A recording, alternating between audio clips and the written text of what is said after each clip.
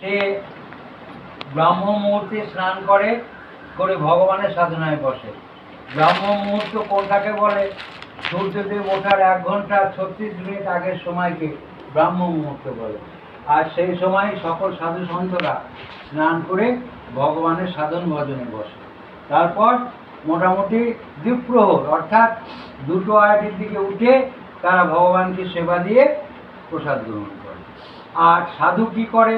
তারপরে বিকেলবেলা এক একটা গ্রামে এক এক দিন যায়, গিয়ে সাধুর একটাই কাজ, সেটা হচ্ছে ভগবানের কথা সকলকে বলা।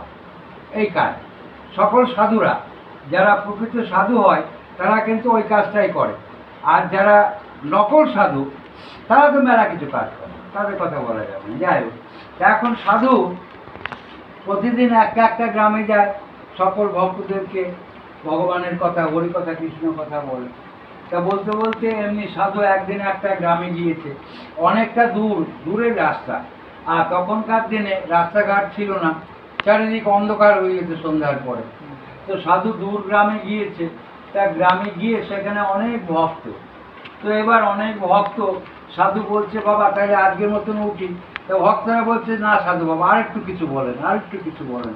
এই করে করে প্রায় সাধুকে যখন আর সন্ধ্যা লাগছে 15 থেকে 20 মিনিট বাকি, সেই সময় ছেড়েছে। অর্থাৎ তারা ছাড়তে চাইছে না সাধু বাবাকে। তো সাধু বাবা যাই হোক বলল ঠিক আছে, আবার তোদের পরের দিন এসে শোনাবো। তো সাধু বাবা সেই গ্রাম থেকে এবার আস্তে আস্তে হেঁটে চলে আসছে। তা কিছুক্ষণ পরে সন্ধ্যা লেগে গেল, আর গ্রামের রাস্তা চারিদিক অন্ধকার। তো সাধু আসতে অসুবিধা, রাস্তা এবার বনের মধ্যে দিয়ে ঢুকছে, অর্থাৎ 2 দিকে বন, মাঝখান দিয়ে রাস্তা। এবার কিছুটা বন পার হয়ে আবার গ্রাম, কিন্তু তার আগে গ্রাম ছিল, এবার বন। তা বনের মধ্যে দিয়ে সাধু হেঁটে হেঁটে যাচ্ছে, প্রচণ্ড অন্ধকার, সামনে দেখা যায় না কিছু।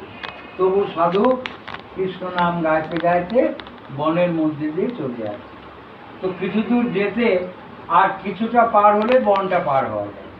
কিছু দূর যেতেই সাধু বুঝলো দেখা যাচ্ছে না কিছু চোখে, কিন্তু কেউ একজন সামনে এসে দাঁড়িয়েছে।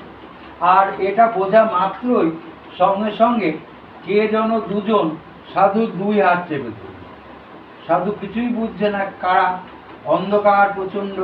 তারপর সাধুকে নিয়ে গেল আর একটু বনের ভিতরে, গিয়ে সেখানে একটা ছোট্ট মোমবাতি জ্বলছে।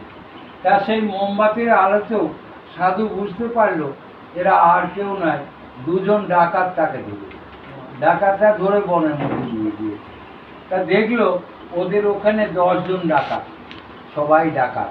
তারা কোথাও ডাকাতি করতে যাবে, তাই পরিকল্পনা করে ওই বনের মধ্যে জমায়েত হয়েছে টাকা দাবি।